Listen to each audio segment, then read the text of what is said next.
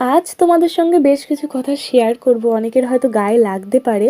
Hello, আমি পূজা। আমার নতুন একটা মিনি ব্লগে তোমাদের সকলকে আরও একবার ওয়েলকাম। আমাদের ঘরে এখন খিচুড়ি রান্না হবে। ও আসার সময় সমস্ত কিছু কিনে নিয়ে এসছে। আমায় বলেছিল তুমি হেল্প করবে না, পুরোটা আমি একা করব। বাইরে হচ্ছিল প্রচণ্ড পরিমাণে বৃষ্টি। হেল্প করছিলাম বলে আমার উপর বড্ড রেগে যাচ্ছিল। যে কথাগুলো তোমাদের সঙ্গে শেয়ার করা আর কি, স্বামী স্ত্রীর মধ্যে কারো একটা শরীর খারাপ থাকলে একজন আরেকজনকে হেল্প করবে, এটাই কিন্তু স্বাভাবিক। কিন্তু যখনই বউয়ের শরীর খারাপ থাকে, বর হেল্প করতে আসে, তখন কিন্তু অনেক মানুষের অনেক ধরনের প্রবলেম শুরু হয়ে যায়। মানে ওই যে বউয়ের কাজ করছে, বউয়ের কাজ করে দিচ্ছে, থালা বাসন মাজছে, রান্না করছে, আরও বিভিন্ন ধরনের কথাবার্তা।